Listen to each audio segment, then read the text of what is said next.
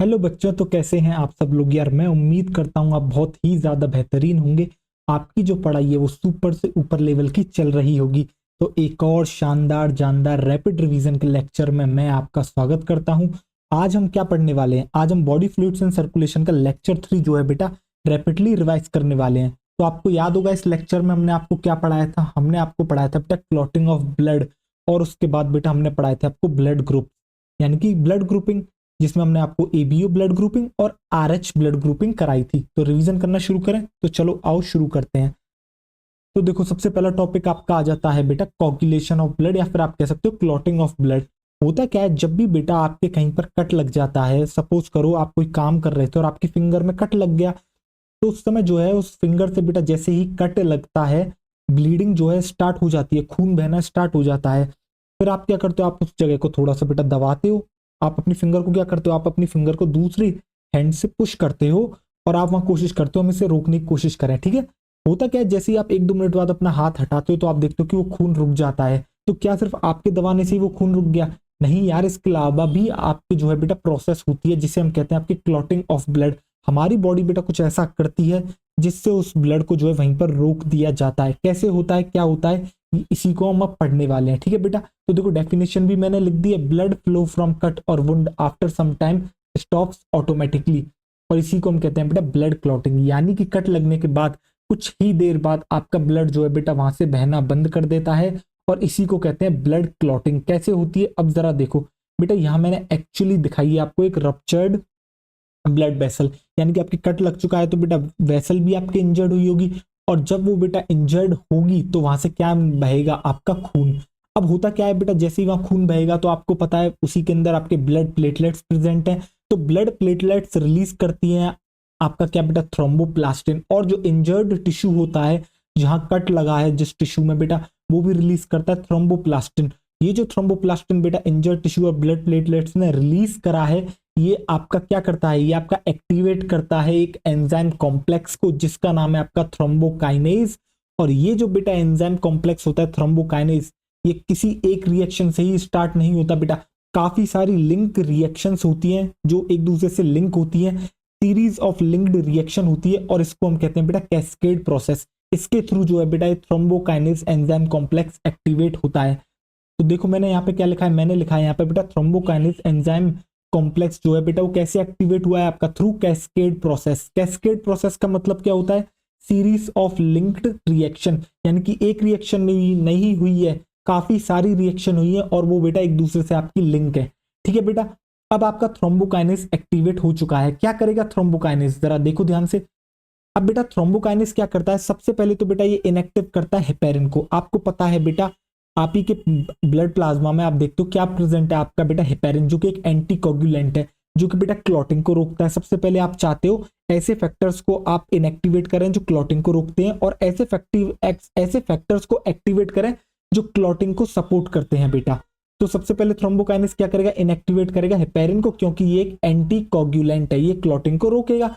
दूसरा फिर बेटा आपने कुछ फैक्टर्स पढ़े थे जो आपके प्लाज्मा में प्रेजेंट थे, जो कि बेटा आपके इनएक्टिव स्टेज में पड़े थे, जो कि आपके ब्लड क्लॉटिंग कराते हैं, जैसे कि बेटा प्रोथ्रोम्बिन। प्रोथ्रोम्बिन को थ्रोम्बिन में कन्वर्जन करने के लिए, कन्वर्ट करने के लिए, यानी कि इनएक्टिव स्टेज से एक्टिव स्टेज करने में कौन मदद करता है, थ्रोम्बोकाइनेज करता है। इसके साथ साथ बेटा कौन होता है, थ्रोम्बोकाइनेज की हेल्प कौन करता है बेटा, आपका कैल्शियम आयन। कैल्शियम आयन और थ्रोम्बोकाइनेज मिलकर प्रोथ्रोम्बिन से थ्रोम्बिन बनाते हैं। देन आगे बेटा ये थ्रोम्बिन कैल्शियम आयन के साथ मिलकर फिब्रिनोजन से फिब्रिन बनाता है। फिब्रिनोजन क्या होते हैं बेटा, ये एक्चुअली में आप कह सकते हो इनएक्टिव है, इनको एक्टिव करता है।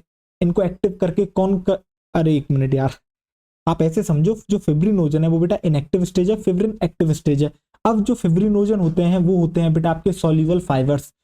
सपोज करो अगर आप चीनी को पानी में डालते हो तो वो बेटा घुल जाती है, हम उसको कहते हैं सॉल्युबल। इसी तरीके से फिब्रिनोजन आपके बेटा सॉल्युबल फाइबर्स होते हैं। अब इनको इनसॉल्युबल फाइबर्स बनाना होगा, तो इस कन्वर्जन में कौन हेल्प करता है बेटा, थ्रोम्बिन के साथ साथ आपका कैल्शियम आयन।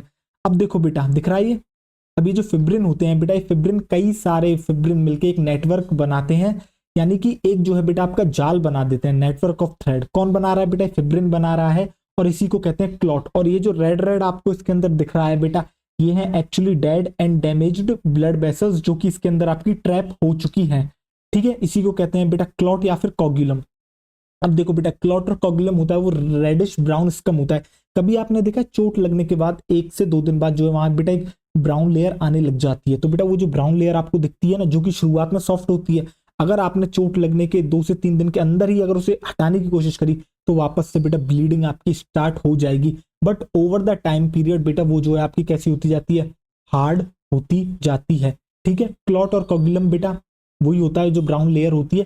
क्या किससे मिलकर बनी है? एक तो बेटा फिब्रिन का नेटवर्क प्रेजेंट है, और इस नेटवर्क के अंदर क्या ट्रैप है आपके, dead and damaged formed elements of blood. ठीक है बेटा, आपको समझ में आ गया, बेहतरीन तरीके से आ गया होगा।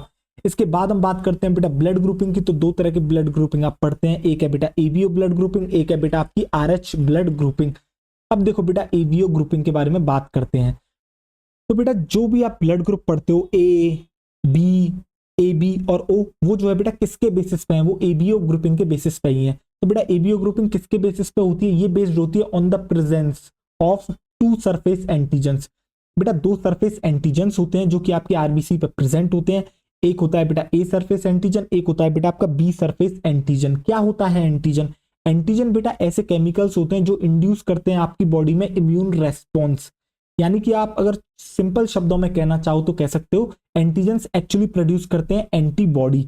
अब बेटा आप जानते हैं कभी भी कोई फॉरेन पार्टिकल आता है तो हम उसे एंटीजन कह देते हैं, और वो जो है बेटा उसको टैकल करने के लिए हमारा जो इम्यूनिटी, जो इम्यून सिस्टम है बेटा, वो प्रोड्यूस करता है एंटीबॉडी, जिससे कि उनको बेटा वहीं पर रोका जा सके और आपकी बॉडी को बचाया जा सके, जो कि आपका बेटा एक हेल्थ मैकेनिज्म है आपकी बॉडी को बैक्टीरिया वायरस इनसे बचाने के लिए। ठीक है बेटा, तो अब बेटा ये एंटीजेंस आपके आरबीसी पर प्रेजेंट है, तो क्या इनके खिलाफ कोई एंटीबॉडी बनेगी? नहीं बेटा।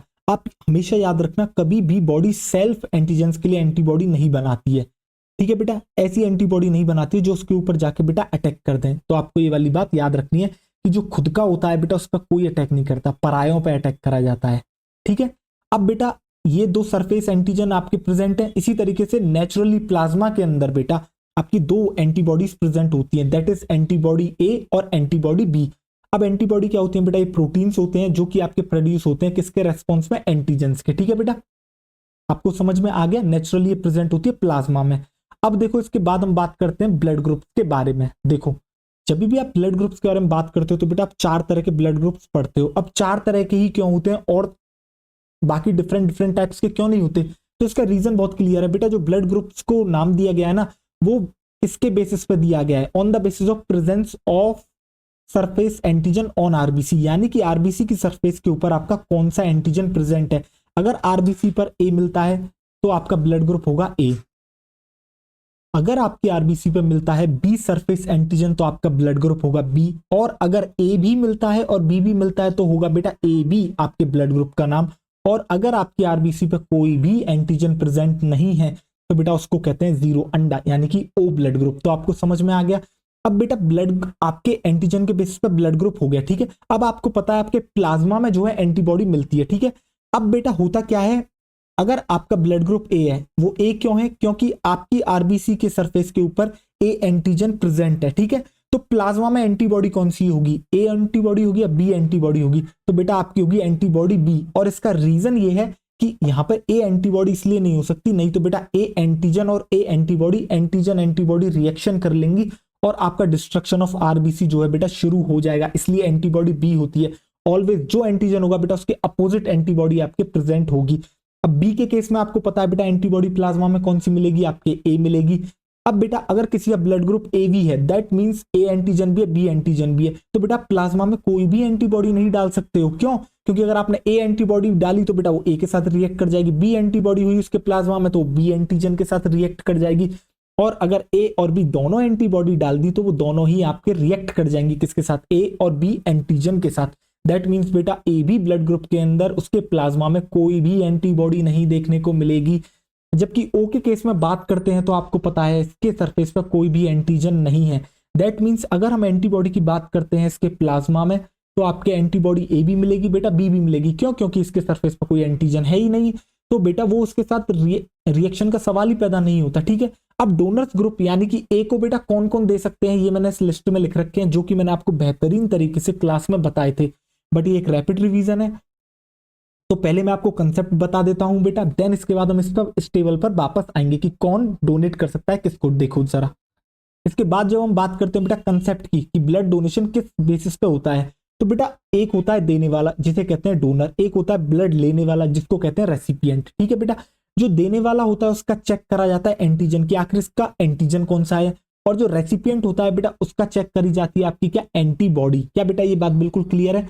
रेसिपिएंट की चेक करी जाती है एंटीबॉडी, और ये एंटीजन एंटीबॉडी कभी भी मैच नहीं करने चाहिए, तभी आपका ब्लड ट्रांसफ्यूजन हो सकता है। अगर ये मैच करती है तो आपका ब्लड ट्रांसफ्यूजन कभी भी हो नहीं सकता, कभी भी जो है डोनर का ब्लड रेसिपिएंट को नहीं दिया जाएगा अगर ये दोनों मैच कर जाती है। ठीक है, देखो यही बात मैंने यहाँ पे लिखी है बेटा, अगर ये गलती से भी डोनर का एंटीजन और रेसिपिएंट की एंटीबॉडी मैच कर जाती है, जैसा कि मैंने कहा था बेटा, अगर ए एंटीजन है और ए एंटीबॉडी ही उसके प्लाज्मा में है, तो दोनों एंटीजन एंटीबॉडी रिएक्शन कर लेंगी और क्लंपिंग अकर्स, यानी कि बेटा डिस्ट्रक्शन ऑफ आरबीसी आपका शुरू हो जाएगा।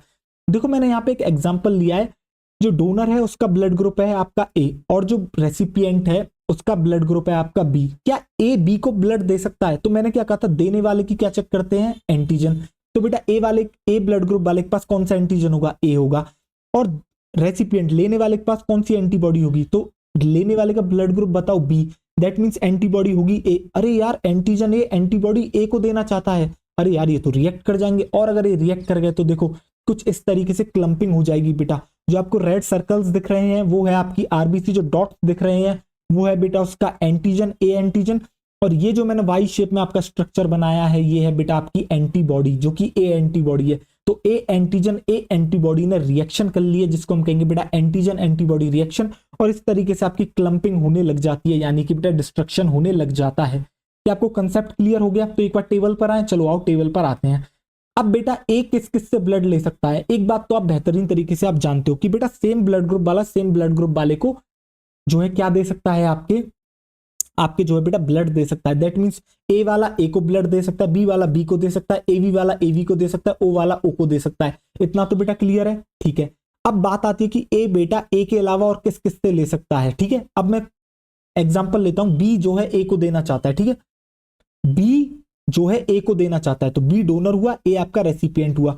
बी देना चाहता है, देने वाले की क्या चेक करते हैं, एंटीजन। बी पे कौन सा एंटीजन होगा, आपके बी एंटीजन होगा। ठीक है, अब ए जो है बेटा लेना चाहता है, उसकी एंटीबॉडी, ए के पास कौन सी एंटीबॉडी है, बी। अरे यार बी एंटीजन बी एंटीबॉडी को देना चाहता है, नॉट पॉसिबल, तो बी इसको नहीं दे सकता। अब आता है बारी बेटा ए बी, क्या A B A blood group को दे सकता है? तो आप देखोगे क्या ए बी ए को दे सकता है, तो ए बी में आप चेक करोगे क्या, एंटीजन, तो इसमें कहोगे आप ए एंटीजन भी है बी एंटीजन भी है। लेने वाला कौन है, ए, इसके पास कौन सी एंटीबॉडी है, बी। अरे यार जो सामने वाला आ रहा है उसके पास ए एंटीजन भी है बी एंटीजन भी है, और यहाँ प्लाज्मा में बी एंटीबॉडी पड़ी है बेटा, वो तो उसके साथ रिएक्ट कर जाएगी, तो वो भी इसको नहीं दे सकता। अब बारी आती है बेटा ओ की, ओ के पास कोई एंटीजन है, ओ के पास कोई एंटीजन नहीं है। ए के पास कौन सी एंटीबॉडी है, बी एंटीबॉडी है, अरे उसके पास एंटीजन ही नहीं है, रिएक्शन किससे होगी, तो ओ इसको दे सकता है। इसी तरीके से बेटा बाकी सारी चीजें चेक कर लोगे, आप देखोगे कि बी ब्लड ग्रुप में बेटा आपका बी तो दे ही सकता है, इसके साथ ओ भी दे सकता है।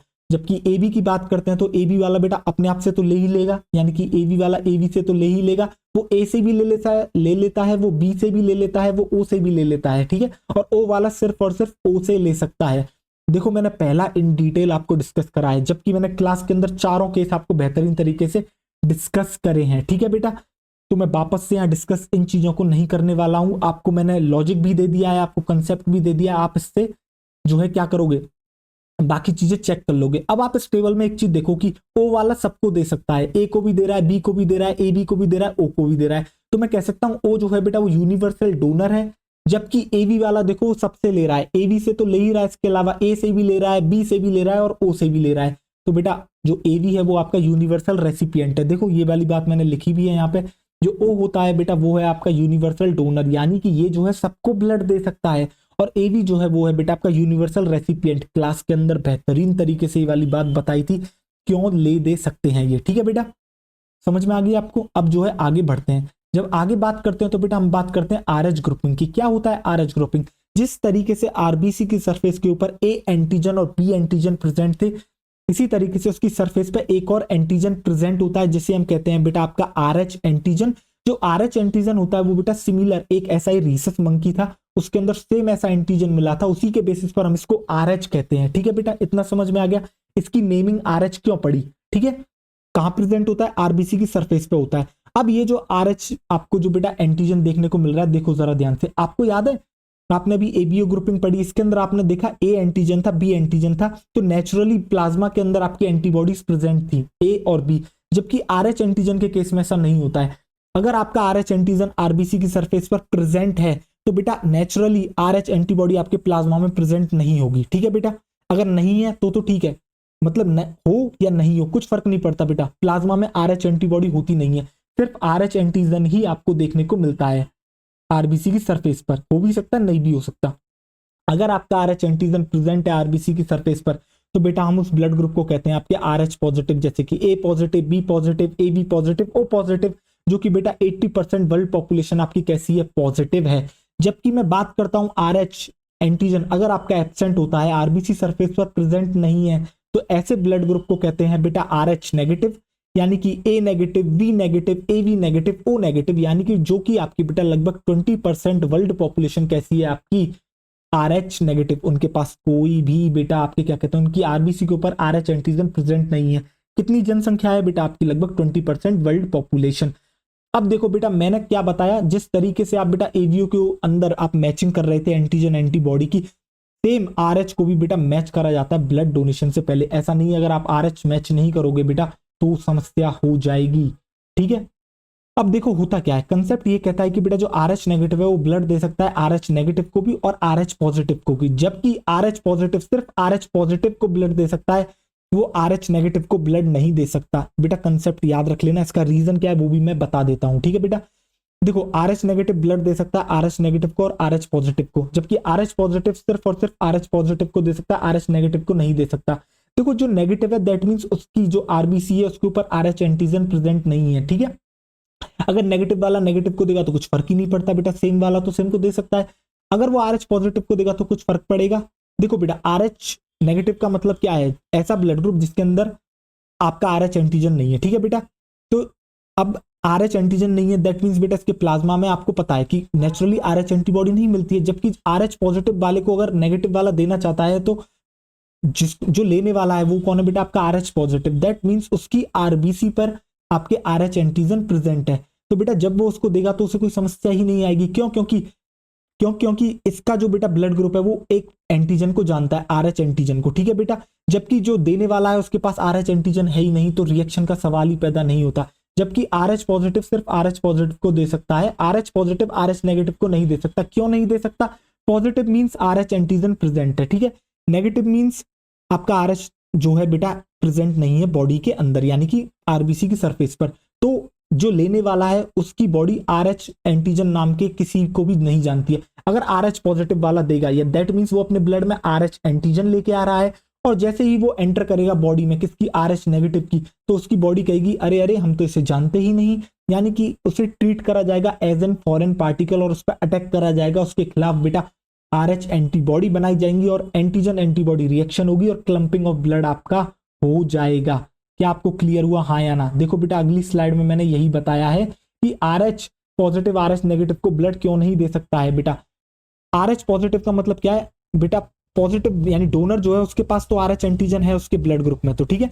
नेगेटिव वाले के पास कोई भी आरएच फैक्टर नहीं है, ठीक है, उसके ब्लड ग्रुप में, उसकी आरबीसी के ऊपर। तो आरएच फैक्टर जो बेटा डोनर से आ रहा है किसके ब्लड में, आरएच नेगेटिव के में, तो बेटा उसे ट्रीट करा जाएगा एज अ फॉरेन पार्टिकल। और जो हमारा इम्यून सिस्टम है बेटा वो उसको रिकॉग्नाइज तो करता नहीं है आरएच एंटीजन को, क्यों, क्योंकि आप दे ऐसे व्यक्ति को रहे हो जिसके पास बेटा आपके जो है आरएच एंटीजन प्रेजेंट नहीं है, इसलिए वो रिकॉग्नाइज नहीं करता उसे। तो इम्यून सिस्टम क्या करेगा, उसके खिलाफ बेटा एंटीबॉडी बनाना स्टार्ट कर देगा और एंटीजन एंटीबॉडी रिएक्शन होगी और क्लम्पिंग ऑफ ब्लड आपका हो जाएगा। समझ में आ गई बेटा। जब हम इसके बाद बात करते हैं तो बेटा आपका आता है टोटल ब्लड ग्रुप्स कितने हैं, तो 8 टोटल ब्लड ग्रुप्स हैं, A positive, A negative, B positive, B negative, A B positive, A B negative, O positive, O negative. Is it clear to you और नॉट। क्या बेटा आपको समझ में आया बेहतरीन तरीके से ये लेक्चर में बेटा एकदम से जान डाली गई है, आपको बेहतरीन तरीके से मजा आया होगा। तो बेटा मिलते हैं अगले रिवीजन लेक्चर में, तब तक ढेर सारा ख्याल रखें, पढ़ाई करते रहें, रिवीजन करते रहें, पढ़ाई नहीं रुकनी चाहिए बेटा, कोई भी समस्या आए पढ़ना बहुत ही ज्यादा जरूरी है। ठीक है बेटा, बाय बाय, टेक केयर, मिलते हैं नेक्स्ट लेक्चर में, हैव अ नाइस डे।